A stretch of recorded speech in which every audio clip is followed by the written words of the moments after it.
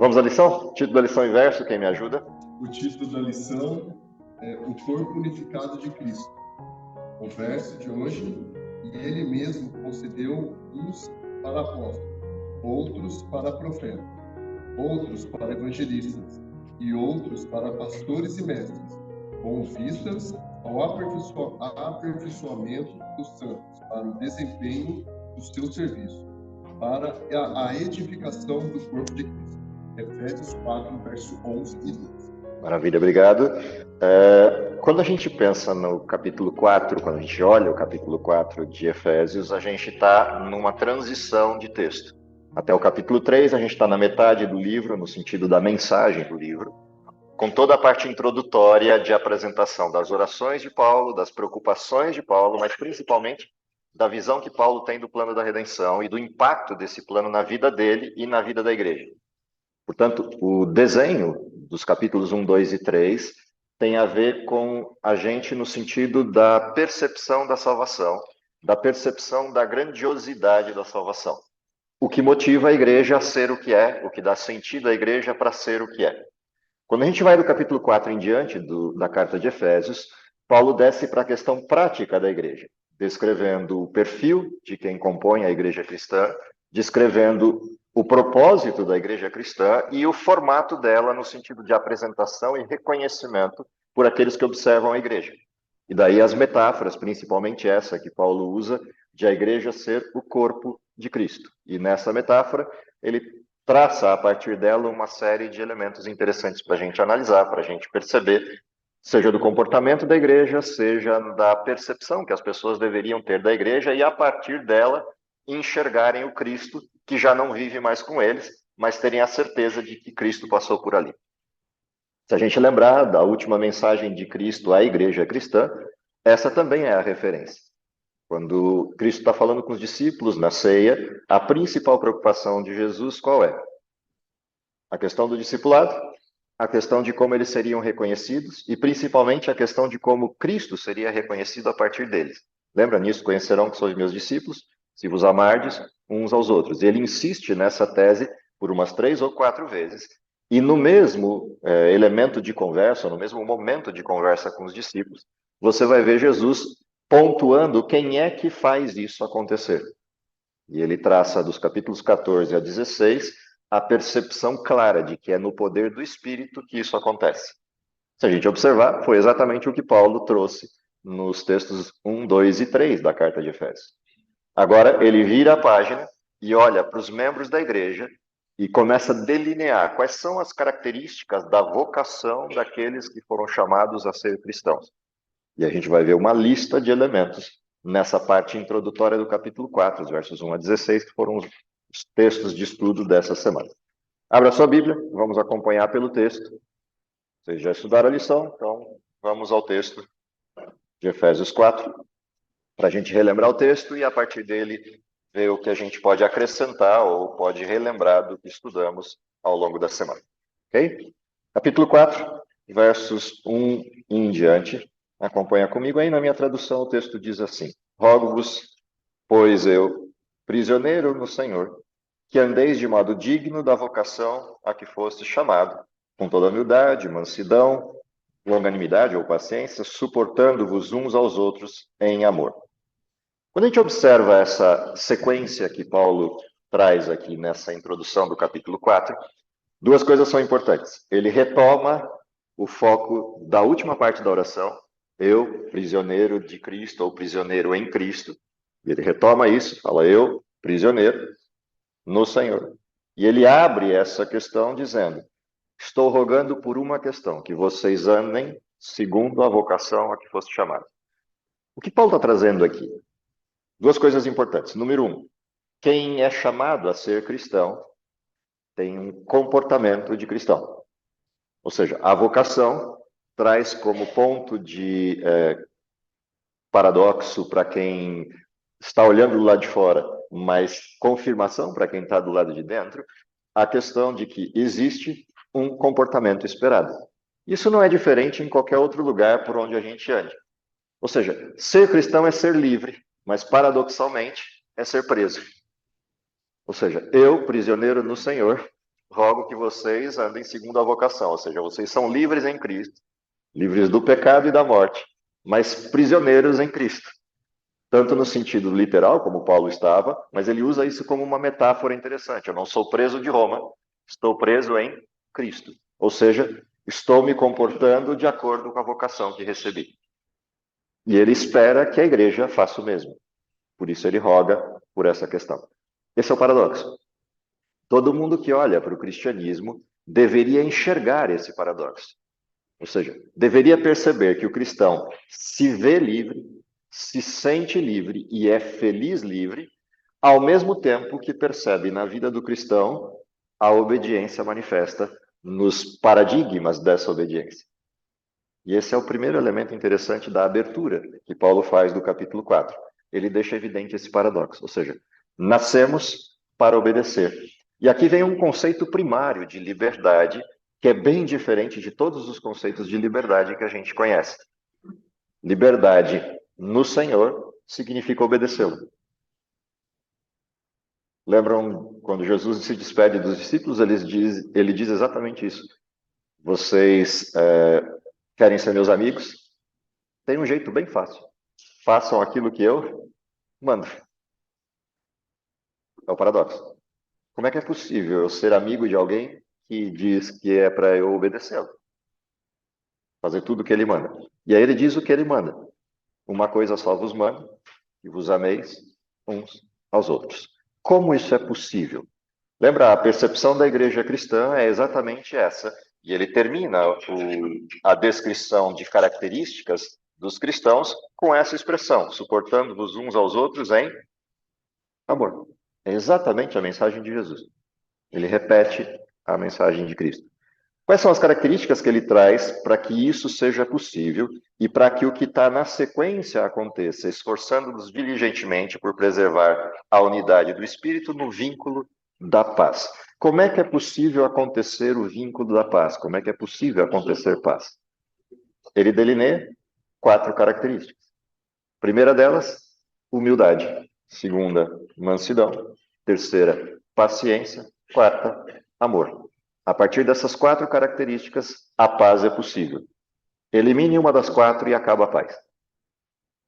Portanto, a vocação para a qual fomos chamados, ou seja, o comportamento esperado do cristão, está delineado nessas 4 características, produzindo uma quinta, que é resultado, a paz. Então, vamos para as características. O que é humildade? Cada uma delas traz coisas curiosas se a gente lembrar do contexto em que Paulo vivia. Paulo é um sujeito vivendo no período do Império Romano, no contexto da cultura grega. O Império Romano era forte enquanto império, enquanto prospecção de exércitos e guerra, mas muito fraco em relação à cultura.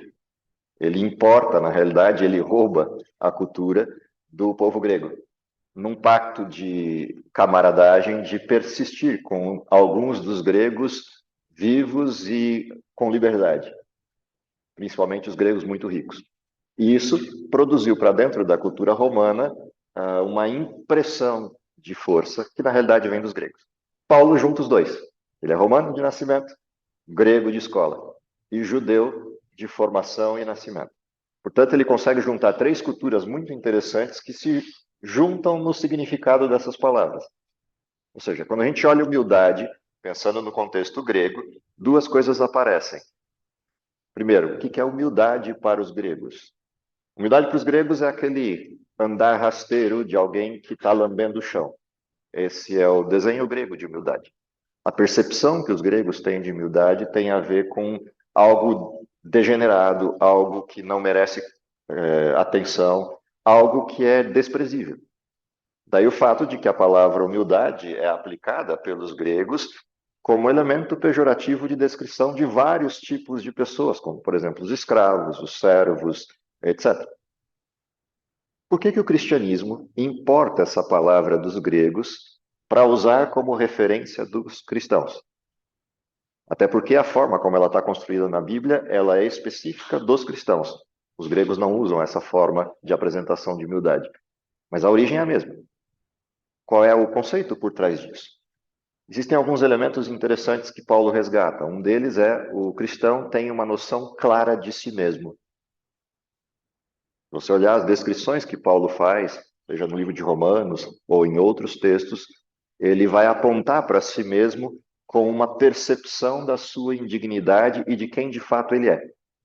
Seja descrevendo-se como um pecador, seja se descrevendo como o maior de todos os pecadores, seja se apontando como alguém que não consegue vencer, ou seja, com a mente quer servir a Deus, mas percebe no seu corpo uma outra lei.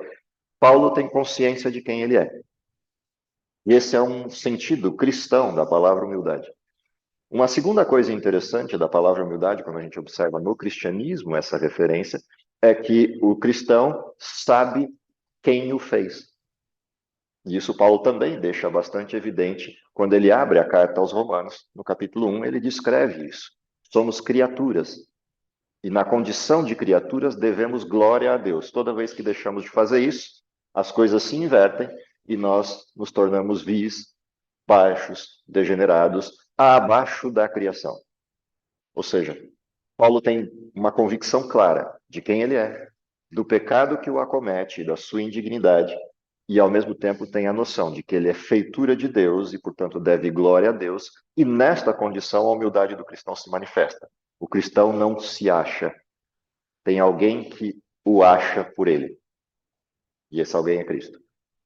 Essa é a condição de humildade do cristianismo, que é bem diferente da humildade da previsão dos gregos, ou mesmo a humildade do contexto romano, que se olhavam como os únicos cidadãos do mundo e todo o restante eram animais, entre aspas a palavra, que deveriam ser ou escravizados ou destruídos. Quando você olha a percepção disso, a partir dessa percepção à humildade, a próxima palavra ganha significado. Ou seja, aquele que é humilde se torna manso. Manso por quê? Se ele tem noção do que ele é, se ele tem noção de que é criatura de Deus, ele também tem noção de que todos os outros são do mesmo jeito que ele, feituras de Deus, e passam pelas mesmas dificuldades de serem pecadores. Portanto, ele os encara dessa forma. A consequência disso é, ainda que o desejo seja de vingança, ele se retém e age com doçura. E essa é uma mudança completa de comportamento resultante da percepção que se tem de si mesmo. Ou seja, quando o sujeito se acha, todos os demais são inferiores a ele e, portanto, ele sai pisando. Quando o sujeito se conhece e sabe o que é, ele entende os outros a partir dessa perspectiva e muda o seu comportamento. A mansidão é a próxima característica. Uma coisa interessante da palavra mansidão é que também na estrutura grega a mansidão é usada para uma questão típica dos animais, que é o adestramento. Ou seja, aquele que é manso foi, entre aspas, adestrado por Cristo. Repete o comportamento de Cristo. Naquilo que ele foi, entre aspas, treinado a fazer. E essa é uma mudança de paradigma no comportamento do cristão. Vocês querem um exemplo disso? Lembram de um sujeitinho chamado Pedro. O Pedro até o dia da negação de Cristo e o Pedro do dia seguinte à negação de Cristo. O Pedro respondendo às perguntas de Cristo. Tu me amas, Pedro? Tu sabes que eu te amo. E aquela descida de escada do Pedro até a terceira vez em que ele responde, tu sabes que eu te amo. E a resposta de Cristo é, agora que você está manso, apacenta minhas ovelhas. Essa transição é interessante na sequência que Paulo usa aqui. A terceira característica que aparece depois dessa é, uma vez conhecendo a si mesmo, uma vez adquirindo a mansidão como um fruto do Espírito ou um dom do Espírito, a próxima característica é paciência ou longanimidade, depende da tradução da Bíblia que você tiver. O que é paciência? O que é longanimidade? A palavra longanimidade dá bem a ideia disso. Ou seja, é aquele sujeito que tem uma resiliência que o torna cada vez mais longo. Ou seja, você pode esticar o fio e ele tem elasticidade para isso. Ou seja, suporta tudo. Entre aspas, o tudo. Ele tem uma latência para suportar as coisas que são resultantes do pecado e da interferência do pecado nesse mundo. Essa resiliência manifesta no cristão é o sentido de paciência nesse texto. Paciência é uma palavra, não nesse caso de Paulo, mas no caso dos evangelhos também é atribuída a perseverança, que tem a ver com isso, essa condição de persistir, não importa o impacto das coisas. Mas no grego, a paciência também tem uma outra aplicação interessante. Porque a palavra que Paulo escolheu para paciência, diferente daquela que a gente encontra, por exemplo, lá nas bem-aventuranças, a palavra que está aqui, ela se aplica a pessoas, especificamente a pessoas. Então, quando o texto traz longanimidade ou paciência, paciência com os outros. Esse é um sentido interessante da palavra grega. Ou seja, não se trata só da capacidade resiliente de suportar as agruras da vida, mas é a capacidade de suportar as pessoas da vida. E isso é interessante como terceira característica do cristianismo. Percebe? É uma cadeia de elementos. Começando pela percepção de si mesmo, aprendendo a doçura e a mansidão, aprendendo a resiliência em si mesmo e para com os demais. A próxima característica é resultante das três: suportando-vos uns aos outros em amor. O amor que permite que tudo isso se integre é a característica final dessa cadeia que Paulo estabelece na introdução da carta aos Efésios, do capítulo 4. O que é interessante no amor manifesto aqui? O amor tem duas características típicas usadas por Paulo e também usadas pelos gregos para esse fim. Que é a característica de amizade, filéu, a característica de suportar e ultrapassar os limites da razão na resposta em amor, que é o ágape. Ou seja, o amor vertical, que é o amor a Deus, que me permite ultrapassar os limites da razão.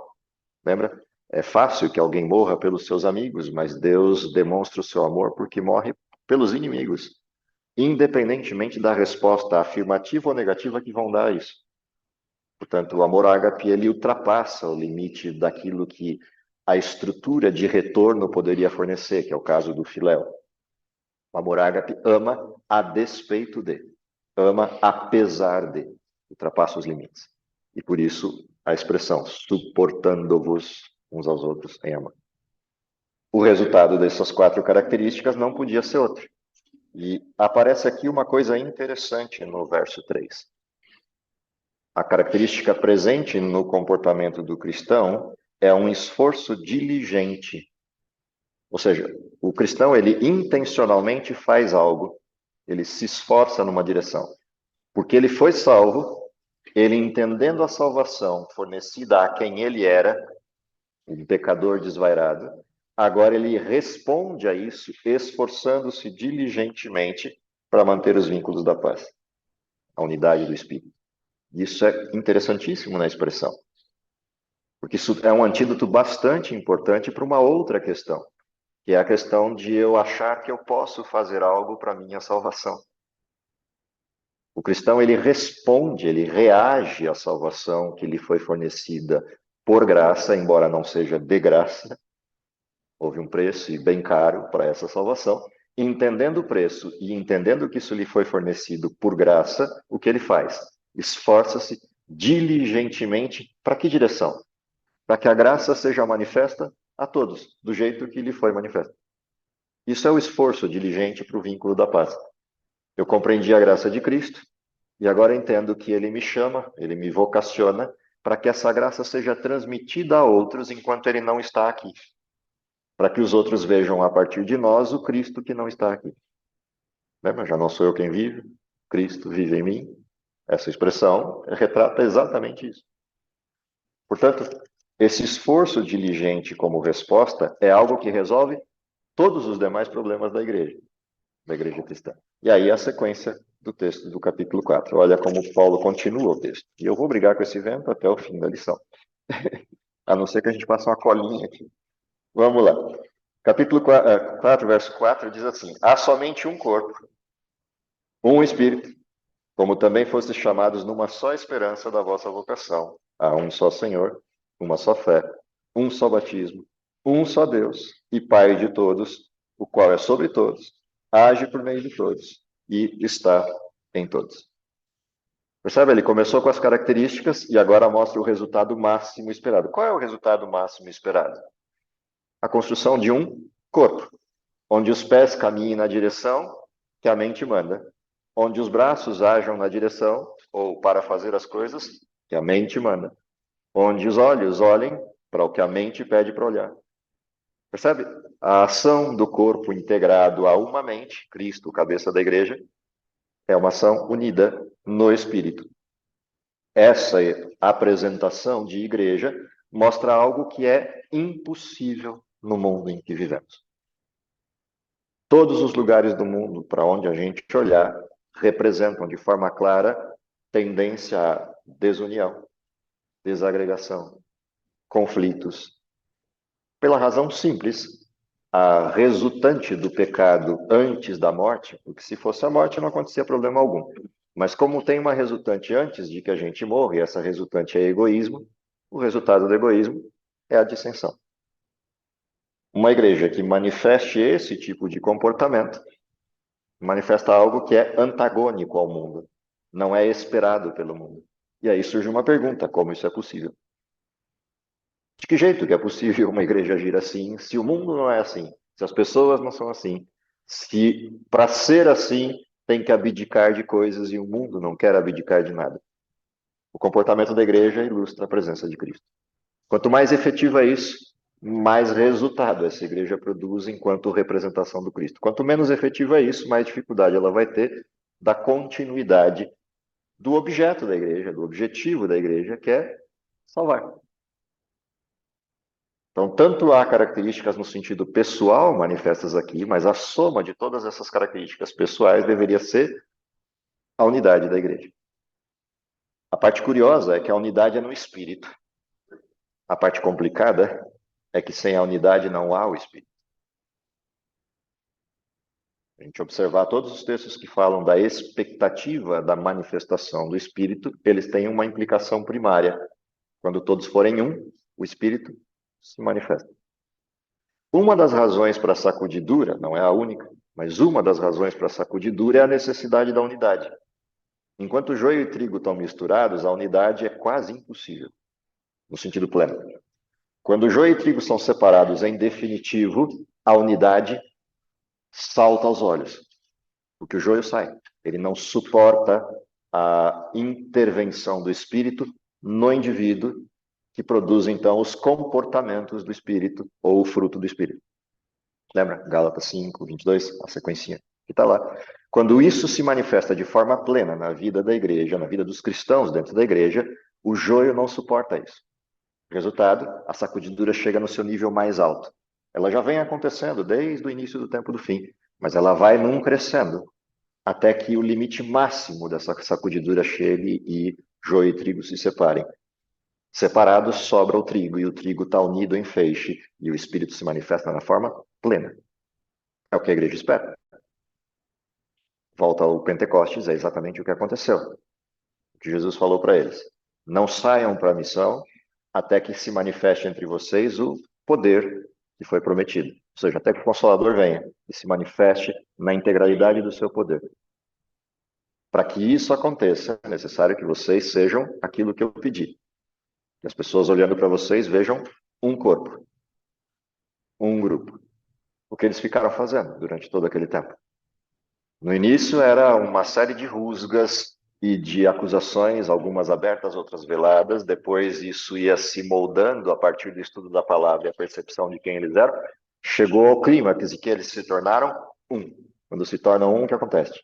Exatamente no Pentecostes. O Espírito se manifesta. Pedro se levanta, prega, os discípulos, quase como um processo integrado, traduzindo Pedro para todas as línguas de pessoas presentes no Pentecostes, e o resultado: milhares de pessoas se batizando. Esse foi o desenho. Esse mesmo desenho está prometido que se repita, mas para isso é necessário que essas coisas aconteçam. A sequência que Paulo usa aqui também é uma sequência muito interessante de elementos. Ele pontua: há um só, e ele começa, né? Há somente um corpo, um espírito, como também fosse chamado numa só esperança da vocação. Há um só Senhor, uma só fé, um só batismo, um só Deus e Pai de todos, que é sobre todos, age por meio de todos e está em todos. Essa sequência que ele faz aqui de unidades. Por que a igreja precisa ser uma? Bom, primeiro porque de trás para frente só tem um Deus. Não dá para ter duas. Não dá para ter teses diferentes se Deus é um só e a verdade é uma só. Mas não é só isso. Fomos unidos a esse Deus num só batismo. Respondemos a esse Deus com uma só fé. Age em nós um só Espírito. Temos apenas uma esperança. Cristo vai voltar e a eternidade nele. Portanto, a vocação depende da compreensão clara de que essa unidade é persistente. Não somos iguais, porque o corpo tem muitos membros, muitas funções, mas somos um só. A compreensão disso é importante. Ah, mas quer dizer então que só existe uma possibilidade de salvação, essa integralidade? Aqui tem uma coisa interessante na proposta. Há um só corpo de Cristo manifesto, no sentido explícito e visível pelo mundo. Sempre foi assim. Você voltar para a Bíblia desde o início, você vai perceber que sempre o paradigma foi esse. Há um só lugar onde Deus está manifesto, no sentido explícito. Você vai ver lá atrás Enoque, Noé, Abraão, Moisés e o povo de Israel, para dar um salto maior na história, Cristo e os apóstolos. No tempo do fim, o remanescente. Essa é a expressão ou a explicitude do modelo da manifestação dessa unidade. Mas a salvação não está vinculada com isso. A salvação está vinculada com as características anteriores, porque elas são manifestas na pessoa. E, portanto, podem ser salvas pessoas que nunca tenham a oportunidade de conhecer o modelo explícito de apresentação. E essa é uma coisa interessantíssima, dentro do modelo da salvação. Ou seja, então, por que Deus precisa da manifestação explícita? Por que Deus precisa da apresentação explícita do modelo? Entende por que precisa? Porque quando a gente olha para a manifestação explícita, a gente entende. Deus ainda está presente no mundo. Quando a gente olha para a manifestação implícita, a gente percebe a graça ainda está manifesta no mundo. Por isso, vai haver salvos, ou vão haver salvos, de todos os modelos de credo no mundo.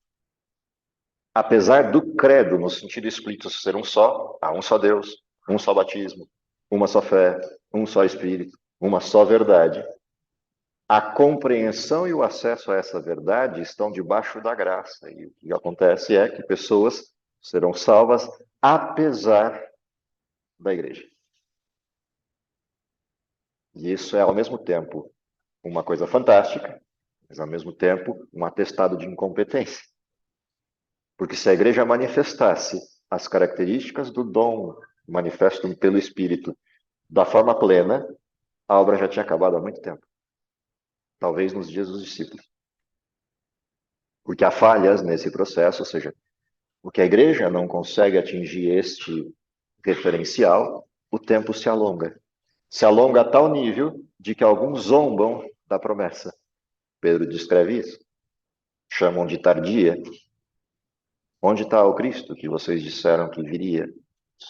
E aí Pedro adverte de que jeito? Deus não retarda a sua promessa, antes é longânimo, não querendo que ninguém se perca, antes que todos cheguem ao arrependimento. O que é interessante nesse texto? Esse texto não está falando do mundo. Não está falando da humanidade no sentido geral. Porque a humanidade, no sentido geral, Deus pode acessá-la. Deus está falando da igreja. Porque o texto está escrito para os hebreus, é Pedro escrevendo. Pedro é pai da igreja judaica, a igreja de Jerusalém. Portanto, o texto não é para o mundo. A longanimidade de Deus não tem a ver com o mundo. O mundo vai de mal a pior, não vai piorar mais do que está, exceto pelo fato da retirada do Espírito lá no fim da história. O mundo já está no seu limite. O problema não é o mundo, o problema é a igreja. Deus é longânimo e tem paciência para que o seu povo se salve. Porque fora disso, Deus os acessa. E haverão salvos de todos os lugares, de todas as condições diferentes de crença. E o texto vai concluir, do verso 7 ao 16, virando essa referência de fundamentos para o processo de aplicação. Qual é o processo de aplicação? Vamos lá do 7 em diante. E a graça foi concedida a cada um de nós, segundo a proporção do dom de Cristo. Por isso diz, quando ele subiu às alturas, levou cativo o cativeiro e concedeu dons aos homens. Ora, que quer dizer, subiu, senão que também havia descido até as regiões inferiores da terra. Aquele que desceu é também o mesmo que subiu acima de todos os céus para encher todas as coisas. E ele mesmo concedeu uns para apóstolos, outros para profetas, outros para evangelistas e outros para pastores e mestres. O que é interessante nesse bloco do texto. Primeiro, uma referência explícita da missão do Cristo. O que Cristo fez, o que ninguém podia fazer.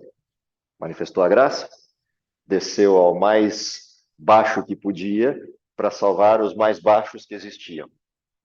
Retorna ao céu, provando que isso é possível. Como é que ele faz isso? Leva cativo o cativeiro, ou seja, ressuscita e leva com ele as primícias do processo, mostrando, é isto que eu vim fazer. E os primeiros salvos acompanham na ascensão de Cristo o encontro da salvação. Portanto, está aberta uma porta que ninguém pode fechar, no sentido explícito da redenção, e Cristo manifesta isso. Isso ninguém podia fazer, ele fez. Uma vez que ele fez isso, resta aquilo que precisa ser feito, e para ser feito algo, ele vai ao céu e de lá derrama ou enche todas as coisas. O que ele está fazendo? Entrega dons. Pode olhar isso de diversas formas. Volta aos evangelhos e lê as parábolas de talentos que estão lá, ou lê a parábola das virgens que estão lá, e você vai entender esse desenho. O que Deus fez? Fez o que precisava ser feito. Fez o que ninguém podia fazer, e fez aquilo que podia fazer a partir daquilo que tem para distribuir. Dons. Ao distribuir dons, separou funções, separou aplicações. E o texto aqui traz 4 aplicações. Separou uns para apóstolos, outros para evangelistas, outros para profetas, e uma quarta categoria que ele chama de pastores e mestres. O que é interessante nessa sequência que Paulo usa aqui, esse texto não tem muita gente que não gosta muito de olhar isso, e às vezes quando a gente aborda esse texto na sua profundidade gera alguma confusão, mas está no texto, não vou me omitir ao texto. Tem os apóstolos, que tinham uma função, e nomearam as portas que adentram a elas todos os cristãos, somados às 12 tribos de Israel, que manifestam o povo escolhido de Deus. E aí, a universalidade da salvação está abrangida na entrada da Cidade Santa. 12 apóstolos, 12 tribos. Não fica ninguém de fora, todos podem entrar. Primeira referência. Os evangelistas, aqueles que são responsáveis para, de forma exclusiva e direta, ir ao mundo, chamar e pregar a mensagem. Do grupo. Terceiro grupo, lembra, os evangelistas são os discípulos de Paulo, os discípulos de Pedro, os discípulos de todos os apóstolos. Terceiro grupo, chamou alguns para ser profetas. Ao longo de toda a história, Deus nunca deixou seu povo desamparado sem que a verdade presente para aquele tempo estivesse explícita para que o povo se sentisse seguro. Ellen White usa essa referência nas suas expressões de advertência ao dom profético, assim como a Bíblia o faz. Ou seja, crede no Senhor, crede nos profetas, a explicitude é essa. Então tem alguns que são chamados para isso. E sobrou o restante. Qual é o restante? Não menos importante, não menos vital, mas com uma função diferente. O restante é um quarto grupo. Qual é esse quarto grupo? Pastores e... O que é interessante na forma grega que Paulo escolheu para escrever esse texto é que ele não segmenta esse último grupo. É um grupo só. Pastores são mestres e mestres são... Ellen White usa essa expressão no livro Educação e em alguns outros textos. Ela diz assim, a mais alta obra que alguém pode executar, e eu não estou puxando sardinha para o meu lado, só estou descrevendo o porquê Paulo usa isso. A mais alta obra que alguém poderia executar é a obra de quê? Guiar mentes infantis, juvenis e jovens aos caminhos de Deus. Se houvesse uma obra para a qual pudesse ser destacado de maior importância, esta seria a obra de ser professor. Como não há, então Paulo mostra o nível disso. Pastores e mestres. Ou seja, o meu amigo Urias se iguala à professora Daisy, que se iguala ao professor Eliezer, que se iguala a qualquer um dos outros, que se lançam à tarefa de ensinar. Não há diferença entre os dons. Como falei, esse texto sempre gera alguma polêmica pela cultura que a gente tem de tradição e hierarquia católica que herdamos de um modelo eclesial verticalizado. Independente de, não é assim que a Bíblia apresenta. E a razão para eu explicitar isso não é a razão de igualar pessoas ou igualar funções. A razão para apresentar isso é para a gente perceber a complexidade da missão e a responsabilidade dela. Ou seja, a responsabilidade de entrar numa sala de aula é exatamente a mesma de liderar uma igreja. É a mesma, não tem diferença. Como também não tem diferença na disciplina que se leciona. Porque a partir daquela disciplina, os alunos deveriam perceber o quê? Cristo vive em mim. Não importa quão árida ela seja. Se cálculo 1, cálculo 2, fisiologia, anatomia ou bioquímica, se ensino religioso. Como é que o texto termina? Lembra? Quem deu o dom é o Espírito. Deu para uma função, para uma questão. A graça precisa ser manifesta a todos. Se precisa ser manifesta a todos, como é que termina o texto? A partir do verso 12. Com vistas ao aperfeiçoamento dos santos, para o desempenho do serviço para a edificação do corpo de Cristo, até que todos cheguemos à unidade de fé, pleno conhecimento do Filho de Deus, à perfeita varonilidade, à medida da estatura da plenitude de Cristo, para que não mais sejamos como meninos agitados de um lado para o outro e levados ao redor por todo o vento de doutrina, pela artimanha dos homens, pela astúcia com que induzem o erro, mas seguindo a verdade em amor, cresçamos em tudo naquele que é a cabeça, o Cristo, de quem todo o corpo bem ajustado e consolidado pelo auxílio de toda a junta, segundo a justa cooperação de cada parte, efetua seu próprio aumento para edificação de si mesmo em amor. Como é que o texto termina? Com o óbvio. Se todas as coisas anteriores aconteceram, se a gente entendeu a dimensão dos dons, agora o que tem que fazer? Regaça as mangas e bora trabalhar. Trabalhar para quê? A edificação da igreja, a plenitude da fé, a compreensão de tudo aquilo que Deus quer ensinar, para que atinjamos a maturidade em Cristo, a varonilidade perfeita, abandonando a vida de criança, sendo levado por qualquer vento de doutrina. Por que isso? Porque para que isso aconteça, o texto termina assim, cada um olhe para si mesmo e trabalhe a edificação daquilo que precisa ser feito em si mesmo. Quem está fazendo isso não tem tempo para outras besteiras, não tem tempo para se perder em outras coisas. O desenho inicial dessa segunda fase da carta de Efésios é uma descrição de quem nós somos, ou de quem devemos ser. O que realmente eu espero é que a gente entenda isso no sentido primário, pessoal, seja pela dimensão da graça maravilhosa que nos salvou, pela percepção clara do poder que nos foi fornecido, mas principalmente a compreensão clara da missão que temos. Porque em executando essa missão, a história acaba. Se não executarmos essa missão, a história acaba do mesmo jeito, apenas que a gente fica de fora. Como eu brinco com os meus alunos, comigo ou semigo, Cristo vem. A escolha é nossa, se vai ser comigo ou semigo. Que Deus nos abençoe para que seja conosco e vivamos a eternidade nesse vínculo da paz. Vamos orar? Querido Pai que está nos céus, te agradecemos pelo dom da vida, pela graça maravilhosa que nos alcançou e nos propiciou a salvação em Cristo Jesus, mas te pedimos que o poder do Espírito se manifeste cada vez mais fortemente em nosso coração, nos ajudando, em primeiro lugar, no desenvolvimento pessoal, na compreensão clara de quem somos, nas lacunas e arestas que precisam ser preenchidas ou aparadas no nosso desenvolvimento cristão. Nos ajuda também e nos fortaleça para a missão, para que possamos buscar pessoas e representar a Cristo a elas, para que com isso abreviemos a tua vinda e possamos desfrutar da eternidade prometida e da alegria de viver contigo. Tudo isso te pedimos, confiado nos méritos de Cristo, é em nome dele que oramos. Amém.